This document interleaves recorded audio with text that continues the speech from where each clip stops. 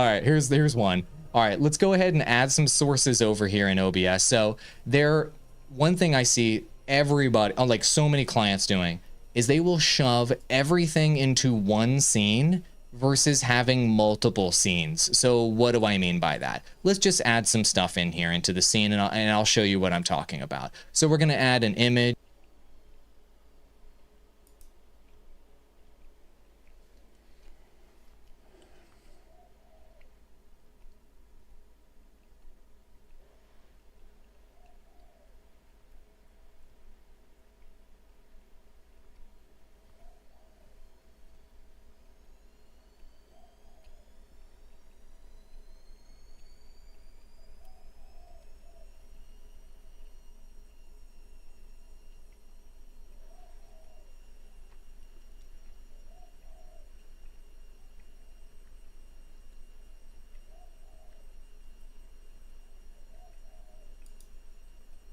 Let me go ahead and browse and just go find some images here on my computer.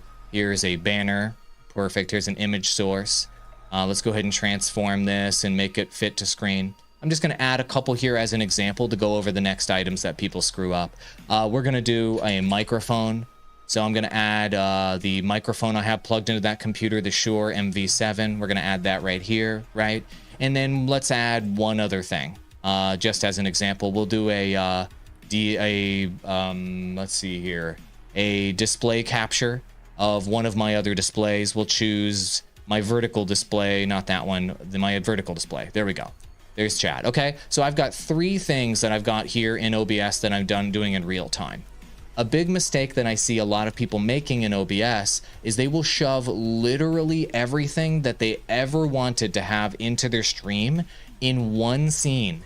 And what they'll be doing instead of setting up multiple scenes is they'll be eyeballing on and off each of these sources as they want them to turn on and off. Let me go ahead and add a camera here just as an example so you guys can kind of see what I mean. And so what they will do is we will add my live streamer cam. There it is. Cool. So let's say, for example, you wanted a scene where you were in the bottom left like this, and you have all this content on the screen. Boom. Awesome. Now you have a scene for that. But a mistake I see a lot of people using OBS and broadcasting software will do is when they want to turn their camera off and they maybe want to reconfigure the screen, maybe they want this over here instead, or they want their camera bigger over here, they will do it within this one scene rather than making a separate scene for it altogether. That's bad. You should be making a different scene for everything you want to do. And so the thing you're doing wrong here is you need to go ahead and right click over here under scene, and you can just duplicate the existing scene that you have and then create a new one that's the new configuration. So let's say in this scene, I'm up in the top right and my chat is bigger and it's like this.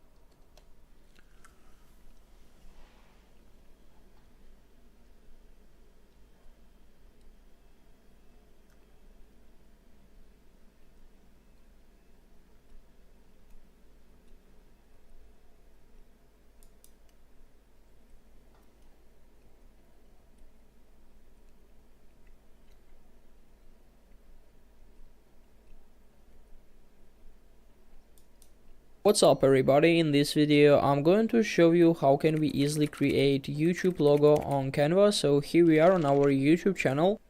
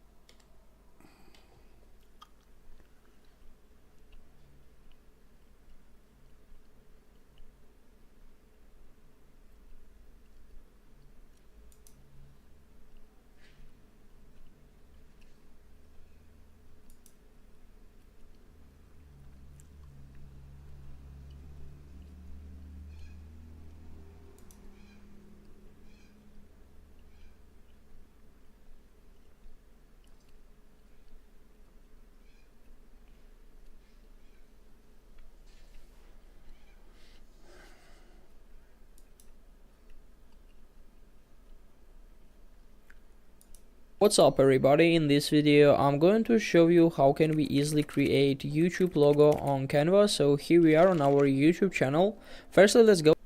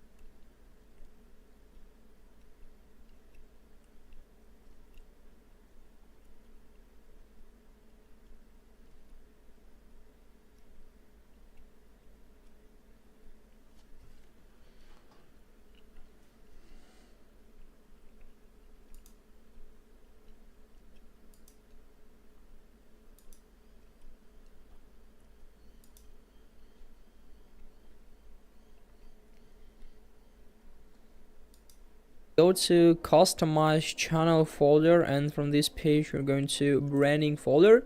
And here, as you can see, we have the option to change our picture, and of course we have like Canva here. But what do we need to know is that it's recommended to use a picture that at least like 98 to 98 pixels and 4 megabyte or less. So the most important thing is that this picture should be squared. Use a PNG or GIF file. Make sure your picture follows the YouTube community guidelines. So this logo was also created on Canva, and I have this project right up here, but today I want to change something in the same style, but let's start creating. So here we are on canva.com. First you'll have to log in, and now let's click on create a design. And I'd like to use Instagram post template because it's like squared. And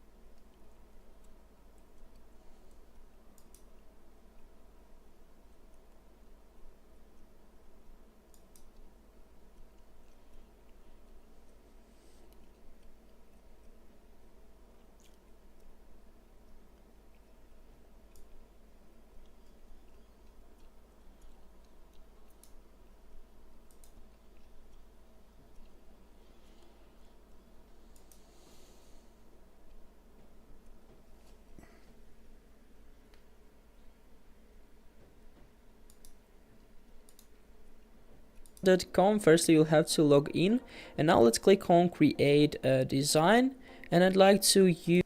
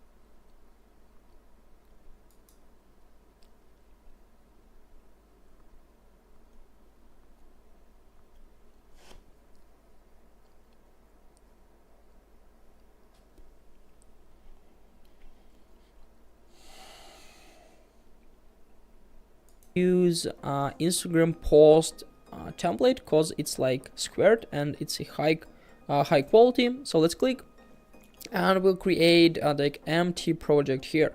Let's have a quick tour. Basically, we can easily choose one of the templates on the design area. So as you can see, they have a lot of them. For example, this one is pretty cool if you want to delete something and use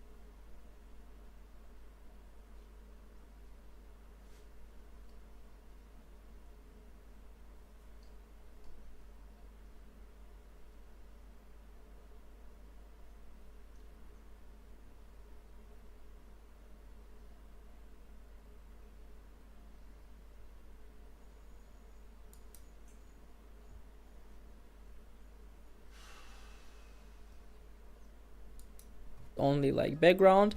We have elements where we can add different stuff. Brand hub, we're branding uploads. From this page here we can easily interact with our files. Text, draw option if we want to draw something. Projects, with all of our projects of course, and apps. So the first step I wanted to do is that I wanted to change the background. So let's click on our empty frame, and here in the left top corner I'm going to use background color feature. And as you can see, we can change a lot of different stuff here, but I have like some template gradients and I want to use one of them, maybe this one here. I think it's pretty cool. And the next step I wanted to do is that I want to add my channel name to our logo. So let's try to find something suitable as for us, some maybe text templates. I think this one is pretty cool basically, so I'm going to add 2 of them. And the first line there will be like a helper, because my name is like the name of my channel is like helperman, and here I'm going to add like man. And the same thing, what I wanted to do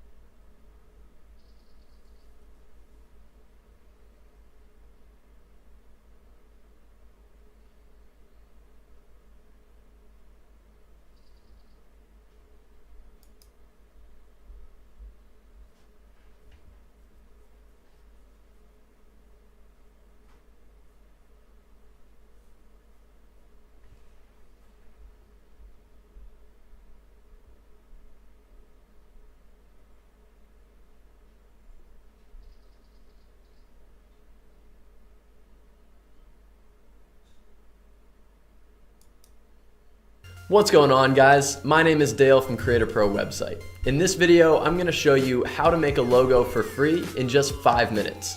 By the end of this video, you'll be able to make logos like this without any experience necessary, and there's no software needed. It's all done on your web browser. And by the way, for any of my subscribers that have been following along with us for our move into the new space, as you can see, we are still a work in progress. This is not the way the studio is going to stay. It's going to transform over the next few videos. So let's get started. Step number 1 is to click on the very first link in the description. Or you can just go over to your web browser and type in logomaker without the e.com.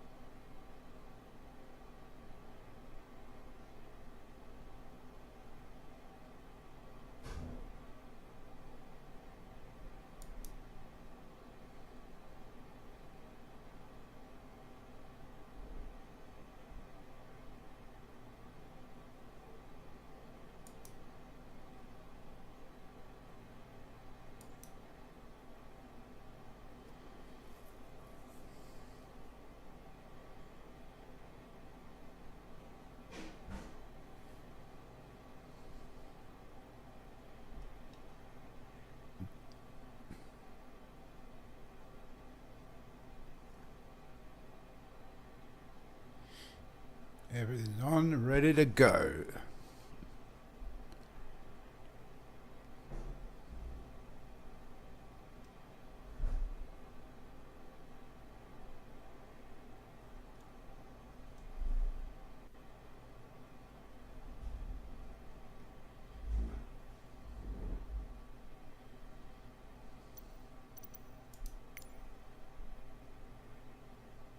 Contact ground. We're taxi out. Runway 23, I reckon. No, don't need pushback.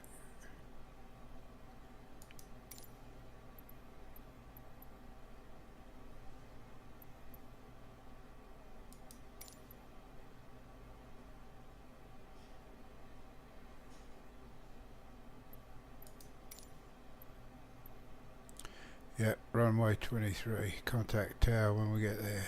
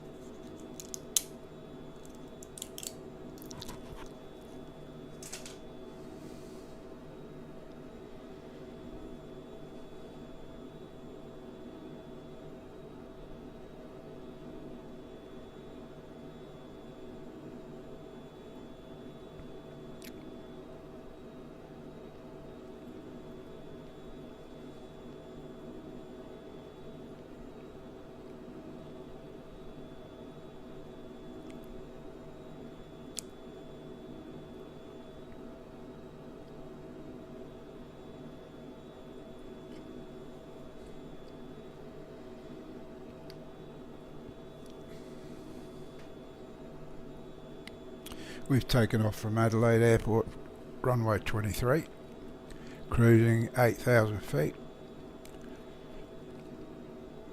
And we're off to Whyalla, where my namesake Airways comes from. A little mining place just outside Whyalla called Iron Knob.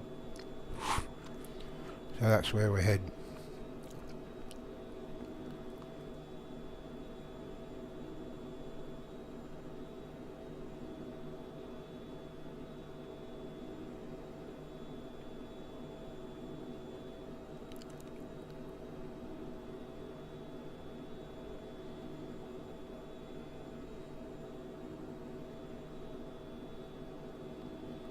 Check the barometer setting.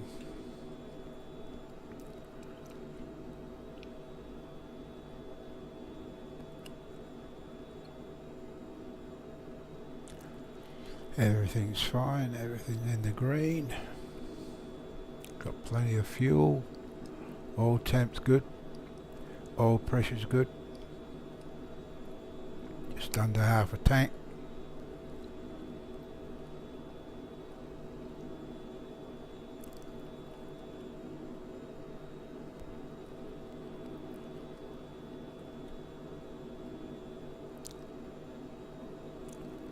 Everything's set correctly.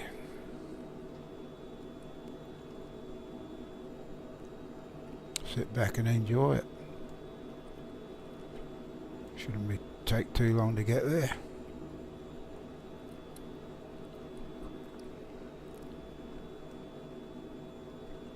We're at the head of St. Vincent's Gulf, and we're heading into the Spencer Gulf. And Whyalla's approximately over here somewhere. Well, we're heading there straight there. So it's got to be over here.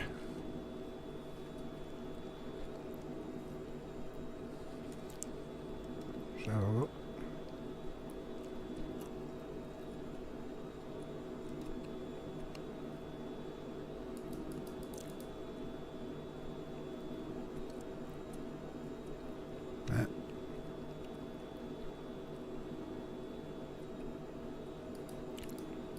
There you go.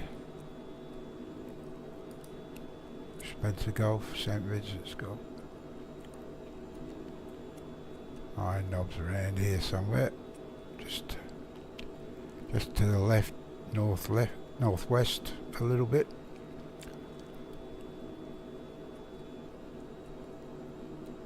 There's another bigger mine just here.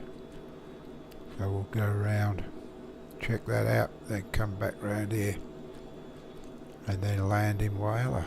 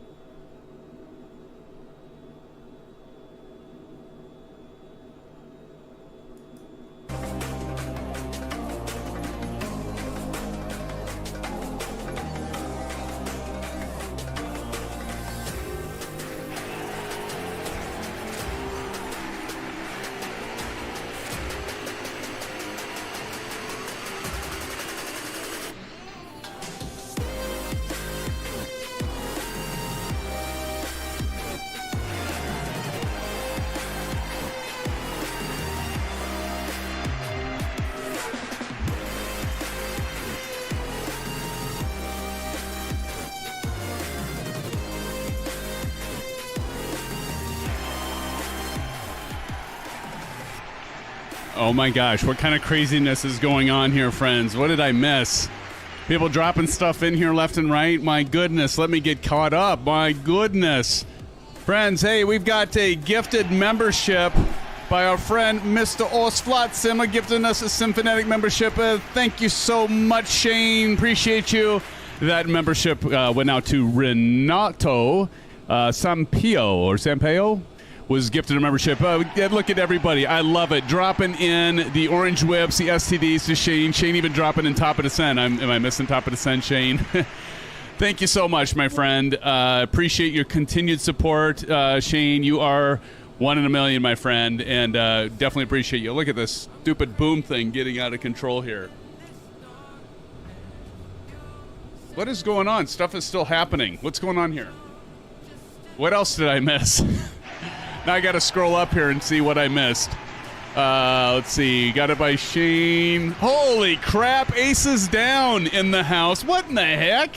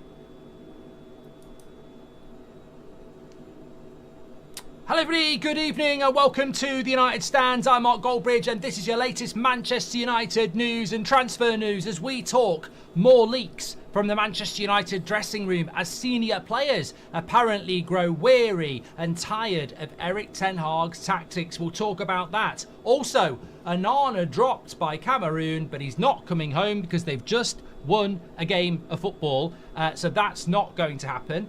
We're also going to be talking about the situation with Mason Greenwood tonight. Apparently Barcelona would be interested in bringing him in, as well as the latest on Pellistri. What does Darren Fletcher actually do at the job? Aaron Wan-Bissaka to Al Nassr as well. We'll talk about that. So absolutely loads to get into on the show tonight. Thanks everybody who is who's tuning in with us as well.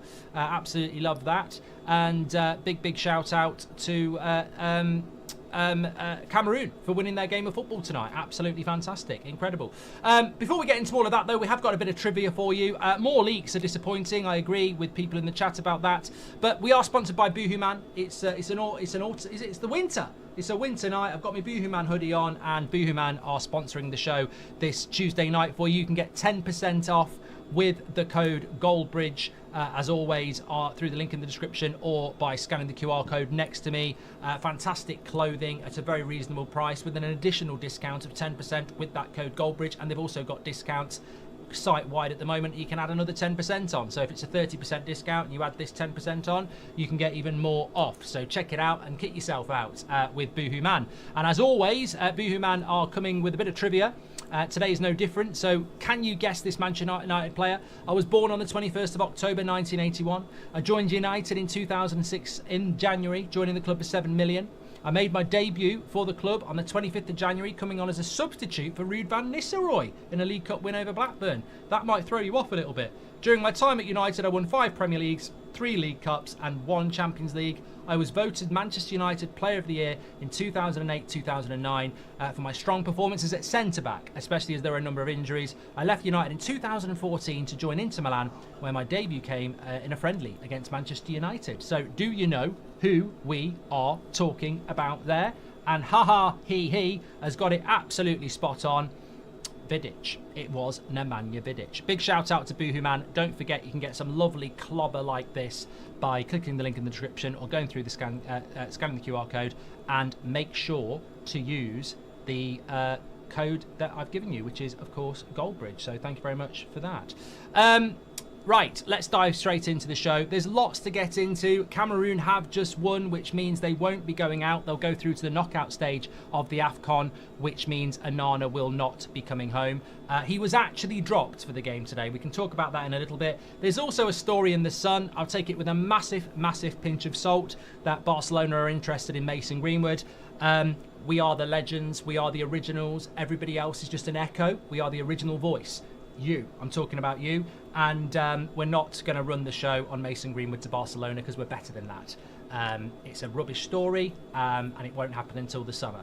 The truth about Mason Greenwood is that there is interest in Spain because he's playing well in Spain. And if Mason Greenwood was a young, in his early 20s, Spanish player on the wing for Getafe, Barcelona would be looking at him because he's doing quite well there. So there is interest from Barcelona and other clubs, but whether that materialises, we'll have to wait and see. We can certainly discuss it, but look, it's not going to happen anytime soon, is the honest answer. Right, let me just start off with this news story that was in The Athletic today. I think it's been a little bit misquoted. I saw the words not just weary, but tedious, and when you actually read the article, that is not the truth. This is basically about communication. Again, look, it's leaks from the dressing room, but it may not be as bad as people think. Certainly, I think that when it comes to Eric Ten Hag, it's not helpful information. You know, we were talking this morning about potential replacements for Eric, and I think that, you know, it certainly could be the case, and I think Manchester United will look at other people. However, having said that, I feel that there is a scenario going on here that it's unhelpful. Basically, what the story is that senior players are becoming wary of Ten Hag's repeated instructions in training sessions. Apparently, these training sessions can run up to an hour. And players are becoming quite weary towards the end of training sessions of being told the same thing over and over again.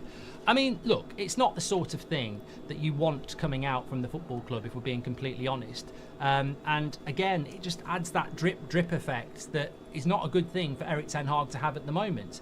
I remember back in September, we had a very similar headline coming out about players being weary of Ten Hag and tired of Ten Hag because he had favourites, etc.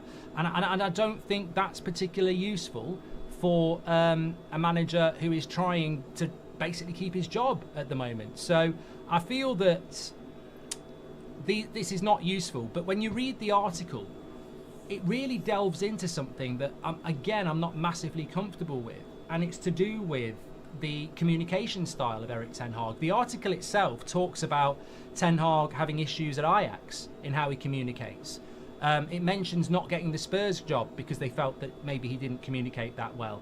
And it's now coming out with Manchester United that players are becoming weary of, you know, Ten Hag's relentless approach to trying to get things right. It feels to me like I thought we were past all this. In the last few months of the season, the players just need to get on with it. Leave it to Ineos if they're going to replace the manager. Leave it to Sir Jim Radcliffe. The players don't need to be doing this. And I think it's very dangerous if players are thinking about getting rid of a manager, because we've got new owners now, and it will not reflect well on you as a player if you're going to try and do what you did to Jose, what you did to Ollie, what you did to Ranić. Get your head down and do your job. We don't need any more leaks about, oh, you know, we have to turn up to training when it's dark, or, oh, he makes us train for an extra half an hour, or, oh, he keeps telling us to do the same things. I mean, bottom line here, and there is a bottom line, he has asked these players to do this time and time and time again because they're not doing it that well. I mean, is that wrong? They're not doing it very well. So I feel that Ten Hag is probably absolutely correct to be focusing in on this. And I mean, look, at the end of the day, what does wary mean when you're talking about players are becoming wary and tired of Ten Hag's over going over and over the same thing again and again. The last time I checked, we're not very good at scoring goals. The last time I checked, we're mid-table. The last time I checked, we're crap at at defending crosses. So a manager going over and over and over and over again, trying to implement ideas, I mean, I'd be doing exactly the same. It's got nothing to do with being Dutch. It's got nothing to do with a language barrier. It's got nothing to do with how you communicate. To be honest with you, if I was the coach of Manchester United, they'd be more than wary. They'd be running laps after we keep going over and over again. I mean, I personally would be telling Manchester United players that we're going to spend the next 2 hours working on set pieces because we're conceding too many goals from crosses. So, look, it just frustrates me. It frustrates me the amount of negativity that comes out about managers at Manchester United, and I think that I'm sure a lot of people would agree with me on that one, because it is relentless, it is constant, and it betrays almost a belief that these players are beyond reproach and that they're not the problem. And I think that Ten Hag may be many things, but they make the same mistakes every game, says John Stewart, one of our members in the YouTube chat. Of course they do. Of course they do. And I don't want to be reading about this. I don't want to be reading about this. I want to be reading about improvement. And the article says senior players have occasionally grow weary of Ten Hag's communication style, making them do the same thing again and again and again. If you were top of the league, 10 points clear, still in the Champions League, still in the Carabao Cup and still in the FA Cup, I'd read that and go, you know what, maybe he needs to take the foot off the pedal. But we're mid-table, we're playing crap, you need more training. The sympathy vote ain't going to happen. Just not going to happen, is it? Not going to happen at all.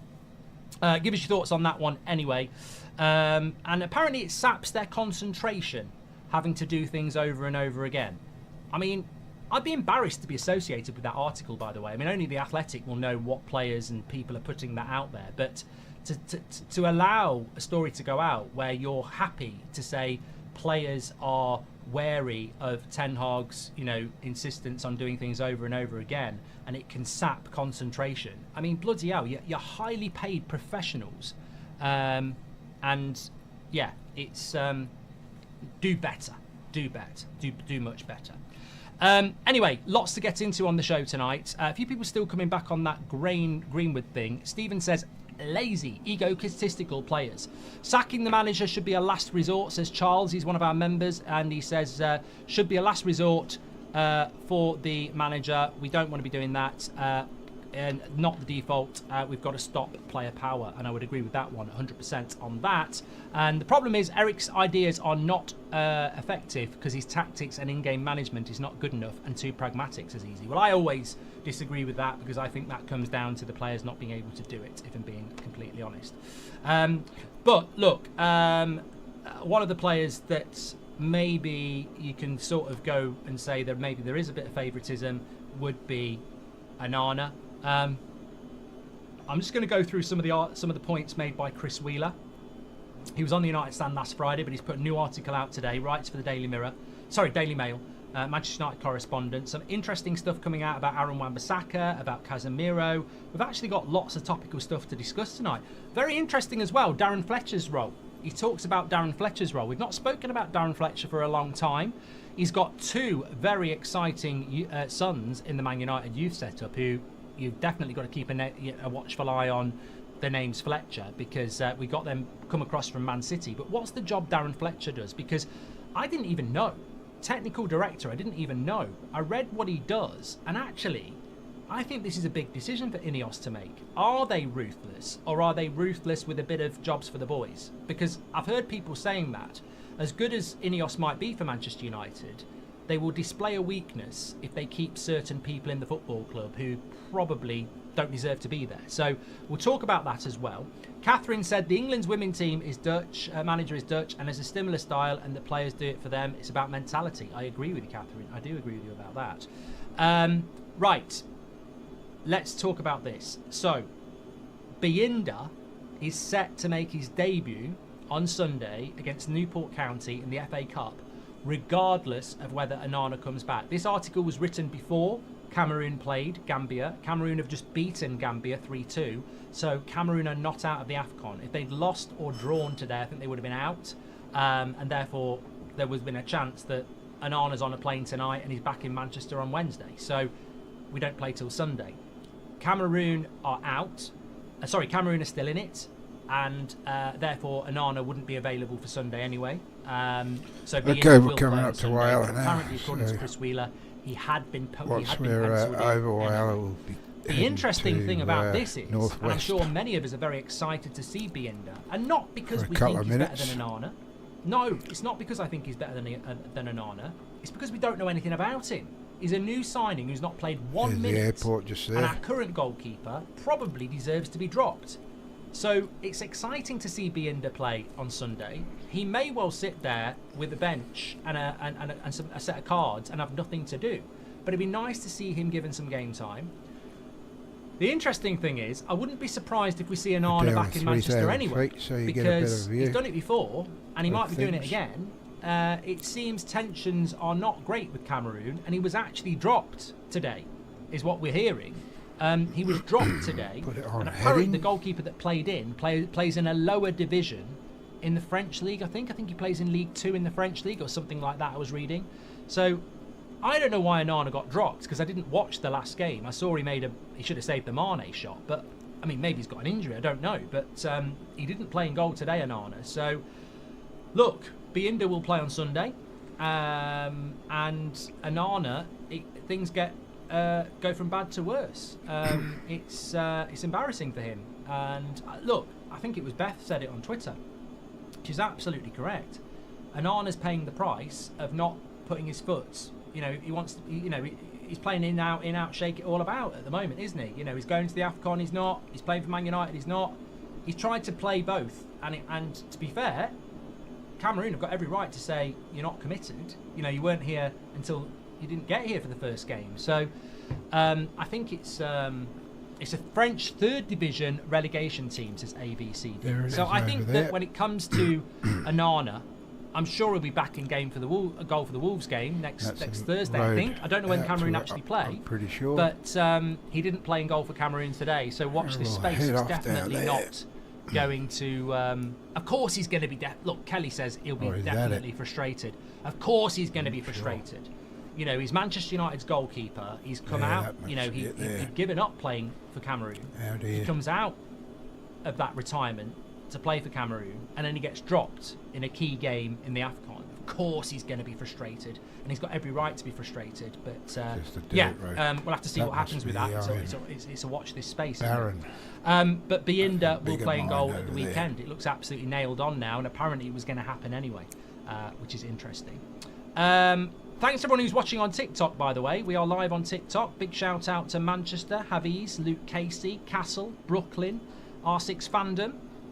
Yeah, we're live on TikTok at the moment as well. Of course, we're on YouTube, the legends of YouTube. And welcome to Ray Cowley, who says it saps concentration. That's why he keeps repeating himself, as he can't do it the first time. Do the task properly and relent and ease up, says Ray Cowley, who obviously isn't a big fan of Ten Hag. And Glenny Boy says, no wonder we haven't got any pattern of play. If they lose concentration every time, they have to repeat instructions. It smacks of a low IQ. And Jared says, as a plumber, I do almost exactly the same thing day after day and I don't complain. These lazy knobheads should wake up and realise they are the problem. Can't argue with that. Can't argue with that. Let me just send that message. I'm early tonight, by the way, because I am on That's Football for That's Football YouTube channel for Chelsea Middlesbrough. Come on, Kariki! Kariki! Come on, Kariki! Kariki! Let's do it, Kariki. Do you need me there at Stamford Bridge, Kariki? Why am I going to answer phone, Kariki? But it's Kariki 1-0 up, and hopefully Middlesbrough can get the job done. So I'm doing a watch along for that tonight on That's Football. Anyway, what's this story about? Stevens 100, welcome to the Members Club. Thank you for joining the Members Club on YouTube. You're an absolute legend. Get your badge in. Really appreciate that support. Next story from Chris Wheeler in the Daily Mail deals with Aaron Wan-Bissaka to Saudi. This story came out this morning. I didn't really think much of There it. is a If I was being railway honest, line I wasn't that and a impressed road by it. I was like, whatever. Goes way out to it. I think it was initially in the Telegraph, and it's now come out with Chris Wheeler as well and a couple of other people. So it seems like this is true.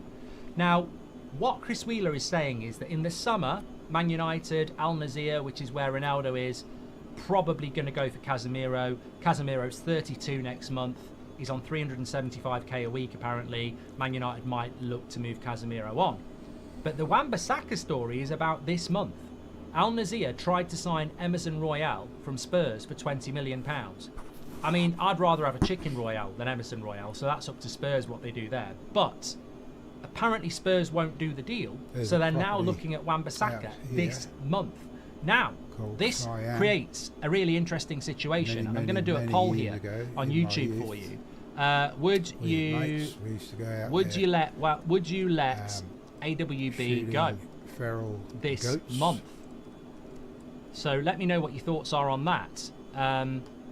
Apparently Al Nassr want him this month. Now, if they've had 20 million turned down for Emerson Royale, I don't want 20 million for Wan-Bissaka. Having said that, we've not renewed his contract. He's only got 18 months left on his contract. So people are saying, let's take 30 million. I mean, I said on Twitter today, 90 million or no deal. But really, what is his value? How much would you say Aaron Wan-Bissaka is worth in January with 18 months left on his contract? And would you do that deal? Mojo, you're a bloody legend, mate. He's just gifted 10 memberships. Absolute legend. Thank you very much. Make sure you subscribe, everybody who's watching, by the way, as well. Ray Cowley says, I meant the players can't do it. And KFJ990 is a new member as well. Thank you very much for joining. So I would say Aaron Wan-Bissaka is probably a £30 million player if you get it right. But 25 million might not be a bad deal. I agree with Owen on TikTok. I think 25 million is not a bad idea. And I also think that there is also 35 to 40, says Alan. Scarboy says win. ARJ says 20 to 30 million. I agree with ARJ, one of our members. I'd say if they give us 25 million, take it. Because he's got 18 months left on his contract. I'd say 25 million. The problem is, and the poll on YouTube is playing this out, they're 50-50. I agree.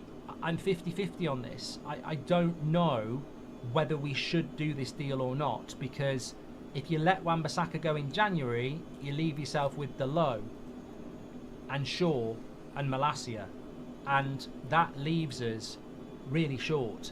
Whatever you say about Wan-Bissaka, you can use him. We're using him at the moment with Luke Shaw been out, Delo's been at left back, so it's all right saying cash in, really good but you might get 20 million from him in the summer, and 25 million now. Is it worth the 5 million to run the risk of being short? I mean, who would play at right back if Delo got injured? I don't know. Small lobsters. Lindelof. Fresh water. You know, maybe Beautiful. the young lad, is it Kamwala? Maybe he could play there. I don't know, but it's I don't know. I'm sort of 50-50 on this. So Part of me there is it like, is. let's get the money. I And look, am there's always not. there's always a positive to doing a deal in January like that. If you sell Wan-Bissaka now, you ain't got to do it in the summer. Time efficiency, you bank the money in this calendar year as well. The big problem Nottingham Forest had with financial fair play was that they sold Brennan Johnson after the 30th of June, which put it into the next year. If they'd sold him before that, they would have been compliant with financial fair play, but they sold him after. So by selling Wan-Bissaka in January this year, the deal's done. You don't need to do it in the summer, and that money's in the bank. So I don't know whether United will do this, but I think they will think long and hard about whether they're going to do it, because I think that there is arguably a reason to do it. But you're 50-50 on the live chat with it, which is interesting, I guess. But look, we'll have to wait and see. But it's genuine. It is genuine. It's not. I don't think it's paper talk. I think it's genuine interest. And as we know with Saudi, I've been saying for a while now, some players that we lose might not be players that we want to lose, but as part of a revolution, maybe it is. Maybe it is the sort of thing to do. But yeah. Just talking about Saudi, by the way, you might be interested in, you might not. We'll probably talk about it a little bit on That's Football tonight. Osman is already knows where he's going in the summer. I've been told weeks ago it's Saudi, and it's come out from somebody's agent as well. Apparently Osman's off to Saudi. I mean, think of that what you will. Am I the only one that really rates and likes Aaron Wan-Bissaka, says Sam? No, I don't think you are, mate. I mean, I like Wan-Bissaka, but I just don't think he's the sort of player that you've got to do something at right back. You've got an attacking right back in Delo. You've got a defensive right back in Wan-Bissaka. One of them's got to go. I think one of them's got to go. I like them both, but one of them's got to go because we need to bring in a right back that can do both, and then the other one becomes the backup. That's my feeling on it. Yeah. We can afford to let him go. We're not playing as many games as we had last season, says Mojo, so the risk of injuries can be mitigated. That's a great point. We will be playing less games. Am I the only... welcome to the United Stand Members Club, United We Stand. Thank you very much for that. Armchair Sportsman says, I see this title every week on United Stand. Come on, Mark, you're better than this. How many times can a manager lose this dressing room? Mate, it's not me. It's not me. Players tired of Ten Hag. Players weary of Ten Hag. It's in the Athletic, pal. I can only read you the news, pal. I can only read you the news, which I'm going to carry on with. Latest with Pellistri, according to Chris Wheeler, is that there is a lot of clubs interested in Pellistri. We expected him to be out on loan by now, but Pellistri is still at the club, and there is uncertainty going into the last week of the transfer window, the January transfer window, whether he will go or not. So keep your eye on Pellistri. He may go, he may well stay.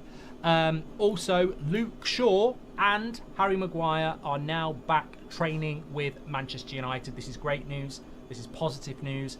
Harry Maguire was doing well before his injury. That injury has been a long time out as well, hasn't it? About 6 weeks. So, you know, a bit longer than we thought, but good to have him back.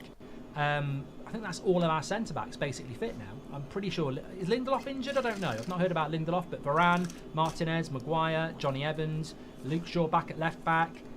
This is good news. Whether they'll play in the FA Cup game, I don't know. Luke Shaw's obviously the more important player to get back because he's our best full-back, but it's still good to have Maguire back because, as we know, Varane is still problematic injury-wise. I do want to see that Martinez, Varane, Luke Shaw high line defence with Casemiro in front of it back, and I think that will help Manchester United a lot, but we'll see. Harry Maguire's back as well on TikTok. Who would have known? Lindelof is still out, says Terp, so that's good news. And then the other thing I wanted to talk to you about, because this was again from Chris Wheeler, very, very interesting, and then we'll get into some of your comments, of course. He spoke about Darren Fletcher, who I've seen people in the chat talk about Darren Fletcher quite a lot. We're used to seeing him on the training ground, although United don't release as many pictures as they used to. But Chris Wheeler was saying that Darren Fletcher will be 40 years of age on transfer deadline day, a week tomorrow.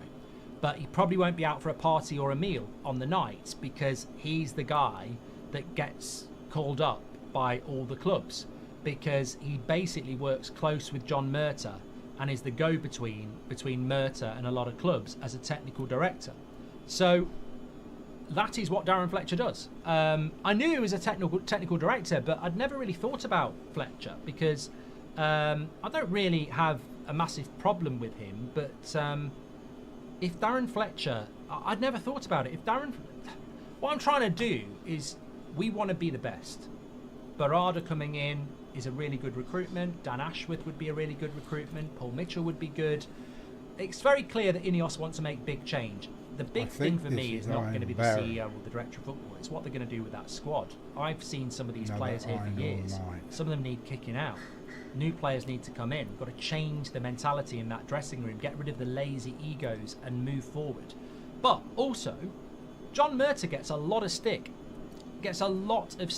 And if Darren Fletcher's his technical director who works with him, well, this is really interesting because John Murtagh and Darren Fletcher might both keep their jobs, in which case people would say, well, Ineos are coming in with all this change, but they're keeping people from the past. If Murtagh's got to go, why does Fletcher stay? Does he stay because he played for the club and he's well liked and it's a job for the boys? Does he stay because it's an apprenticeship and they feel they can get him better? Or do they move him on because actually he's associated with Murtagh? And it's been very interesting. I think they'll keep him. I think they'll keep him because he's got 2 sons in the youth setup who are very talented, and if they end up being worth 10 million each, you'd keep Darren Fletcher at the job and give him a job, wouldn't you? I mean, I know that sounds ridiculous, but you've got to keep him happy. I don't really care what we do with Darren Fletcher. I think he's dropped out of the spotlight a lot more than he was before, which I think is beneficial. But as a technical director, you've got to say it's not working. It's not working on recruitment. So Darren Fletcher'd be very inexperienced. I mean, Darren Fletcher came here to do his coaching badges and ended up Man United's technical director. I mean, that if that's not a job for the boys, then what is it? Ineos need to be excellent. You can have an apprentice, of course you can, if you've got competence. And if you've got Dan Ashworth and you've got Barada, then maybe there's a job for Darren Fletcher where he learns. He certainly hasn't had anyone to learn from. I think that would be my defence of Fletcher. I've got no problem with his keeping him at the club. He's well liked. He's got his kids there, as I said, who are good footballers. I think there is a place for Fletcher there. But it's surprising when you actually think about what they're saying about his role is there to be the sort of worker with John Murtagh. He definitely needs some development in himself. I'd just bring in Ranyik back, says I'm Just Lee, would you? Okay. And ruthless but a headache, less to sort in the summer, says Ray. Would we need a more defensive right back as a backup, not an attacking one? Also, fullback market isn't that big right now, so would rather keep both, says KFJ. I still think, and you can bookmark it, you can remember it, whatever. I think if Ten Hag stays this summer, we will see Frimpong at Manchester United. I think Frimpong has been a player that Ten Hag has wanted ever since he walked into Manchester United. And being as Frimpong hasn't left the club he's been at since Ten Hag wanted him, that move will happen. And I think we will see Frimpong at Manchester United in the summer if Ten Hag stays. And I think he's reasonably priced as well. He's not going to cost you loads of money. Obviously, Dumfries has been linked to us in the past. But look, whether Frimpong's good enough or not, what is the right back market at the moment? I don't know. Tattoo says, hi Mark, I absolutely love your content. It's my birthday tomorrow. Can you wish me an early happy birthday? Happy birthday to Tattoo King. Yeah, Ledge. I hope you're doing well. Thank you very much for that. And look, just circling back to a story that a lot of people have been talking about. Yeah. Big hill or mountain, whatever. We've got a situation for the it's come out in the Sun basically that the Sun, not the Sun, that Barcelona are interested in buying what's his name? Imagine it looked like Mason Greenwood. Now, I don't know about that, to be honest. I think that the story is ridiculously speculative. But I spoke about this last night. If Manchester United are going to spend money in the summer, they need to generate money. If Wan-Bissaka goes to Saudi Arabia for 25 million, that's 25 million. If Mason Greenwood goes to Barcelona for 50 million, that's 50 million as a homegrown player. If Scott McTominay goes to West Ham for 30 million, that's another 30 million. You've raised over 100 million pounds off 3 players there, and that's before you decide what to do with Maguire, Varane and Casemiro. So, you know, we have to look at those sort of things. Of course we do. Do I think Barcelona are interested in Mason Greenwood? Well, I don't for 1 minute think the Sun have got the exclusive on Mason Greenwood to Barcelona. What we do know is that there are admirers of Mason Greenwood in Spain because he's playing in Spain. And there were admirers of Mason Greenwood 3 years ago before what happened. So I read something 2 weeks ago, and I'll tell you what it was. Man United won't bring Mason Greenwood back because Ineos won't want to go back on what the Glazers said, which is that he's going to go. Now, people would say, well, of course they want to go back on what the Glazers said, but there would still be a movement against Greenwood coming back, and that would be bad PR for Ineos, so they probably won't have him back. And it's easy to get rid of him and bring that profit straight into the club. So Greenwood probably gets sold in the summer. But the article also said if he signs for Getafe or he signs for Atletico Madrid, there may well be protests at those clubs about signing him. I don't agree with that. I don't think that will happen in Spain. I don't know, but I don't get the feeling that there's any issue with him playing for Getafe. And I don't think there'd be any issue with Barcelona fans if they signed him either. So look, I think there will be interest. If we're going to sell him, the best thing that can happen is loads of clubs want him, because you just bump that price up and up and up, and everybody's happy then in that situation. What probably happens with Mason Greenwood, by the way, if he does leave Manchester United and he does go to Barcelona and he does do well, is he probably ends up coming back into the Premier League in 5 years' time for somebody else. So, you know, I guess we'll have to just watch that story, but it's certainly not a story that I think is one that we need to be concerned about at the moment. I think that Rid says he's not good enough for Barca. Getafe fans have been protesting, says Rudrish. Well, I don't know. I don't watch La Liga. I don't. I watch the Premier League. I don't have time for it. I'm not massively interested in it, to be honest with you. IG211 on TikTok says Greenwood's way better than Anthony. I am doing a watch along for Middlesbrough versus Chelsea tonight, James. I'm on That's Football in about. I'm meant to be there in 3 minutes, but what they don't know won't hurt them, because I'm not finishing this yet, and then I'm going to go and get myself a drink. So I will be on there for kickoff, of course. Jonathan says it shows how far Barcelona have fallen if Greenwood is a target. Well, look, we're not going to go into that conversation tonight, but he's got every right to come back. Luke says Mark's triggered that we're bringing him back. Luke, grow up. You've got a members badge. You're doing the members club a disservice by talking out of your silly little arse. I am not triggered about Mason Greenwood coming back. I haven't even spoken about Mason Greenwood coming back, and he may well come back. But as of now, I think they'll get rid of him in the summer, because I think it's bad PR for Ineos. But they might bring him back. I'm not in charge. I think that's a very big decision for Ineos to make in their first summer. But what I will say about Greenwood is they can't let it linger over the summer. They can't have him coming back to Carrington in his car at the start of July and go, we don't know what's going to happen. That's not fair on him. It's not fair on the fans. You know, they've got to make that decision quickly. If they're going to sell him, they've got to do it before pre-season. If they're going to keep him, they've got to make that announcement before pre-season. You can't have a player coming back and everyone going, is he staying or is he going, like last year? That I'm absolutely convinced with. You've got to look at it like that, certainly. Tina G doesn't want him back. Well, look, there'll be people who are very, very split on it, and I don't have an issue with that. I think it's, absolutely fine to have a different opinion on it, because that's what life is all about, isn't it? No problems at all with that. Make sure you're giving us a follow, by the way, if you're watching on TikTok. Thank you very much for tuning in on there. Would Wan-Bissaka be pure profit, says Vishek?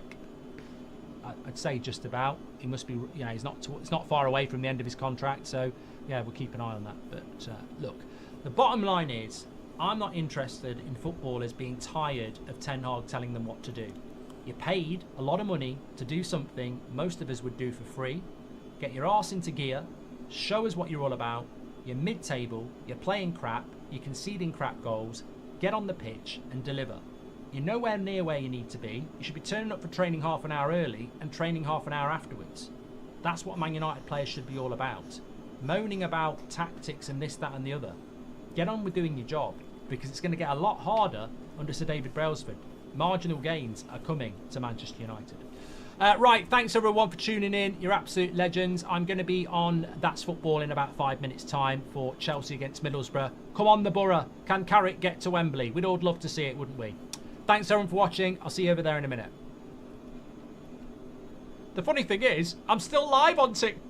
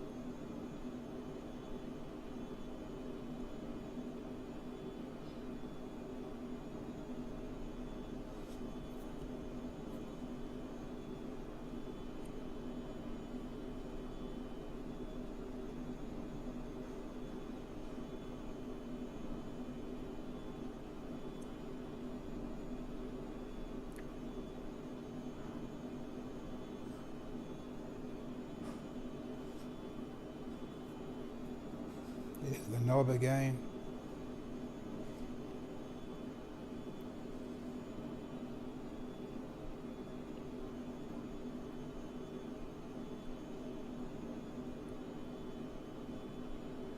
So we head off to our right in a sec.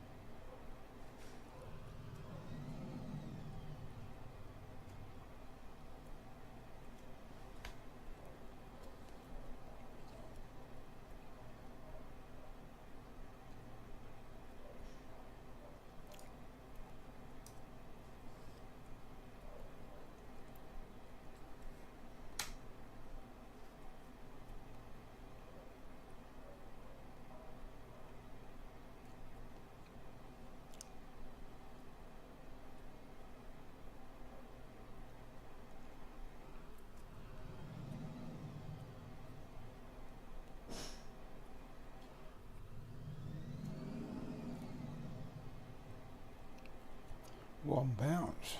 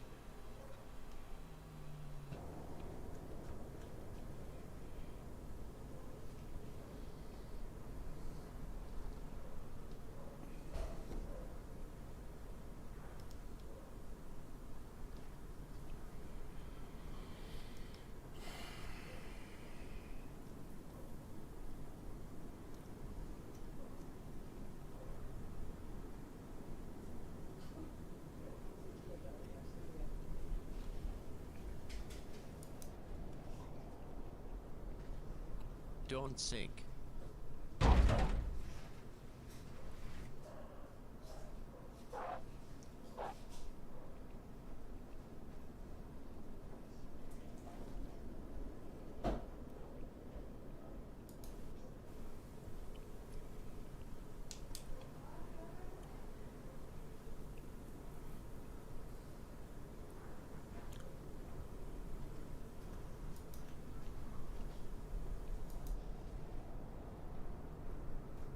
Don't sink.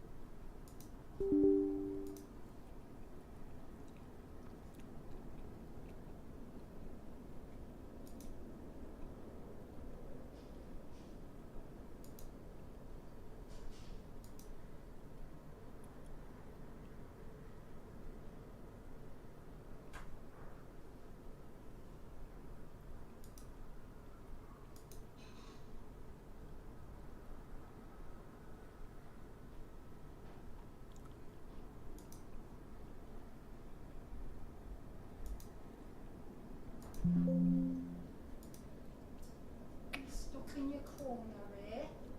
Stuck in the corner, yes. Yeah. Marky Poo's home. Hey? Mark's home. All right. Early one. Right.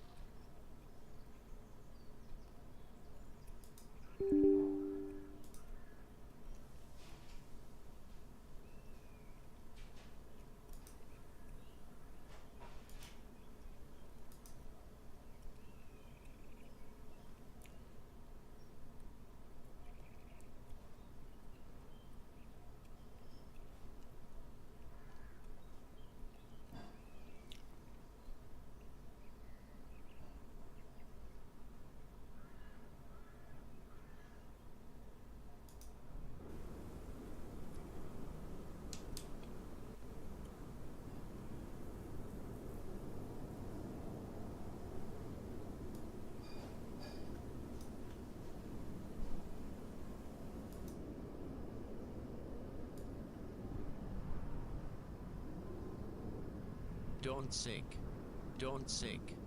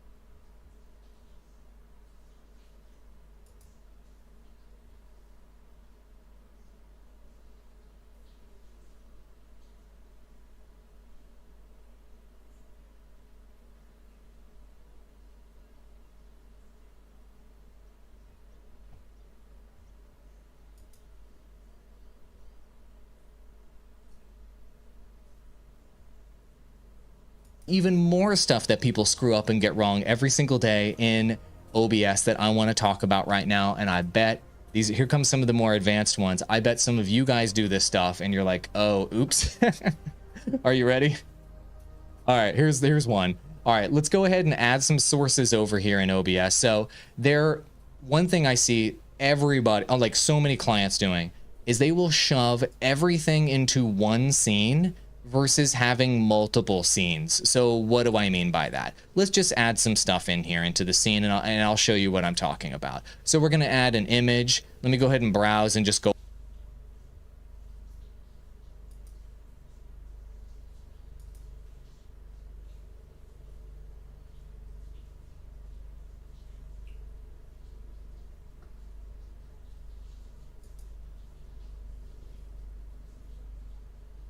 Oops. Are you ready? All right, here's one. All right, let's go ahead and add some sources over here in OBS. So one thing I see everybody, like so many clients doing, is they will shove everything into one scene versus having multiple scenes. So what do I mean by that? Let's just add some stuff in here into the scene, and I'll show you what I'm talking about. So we're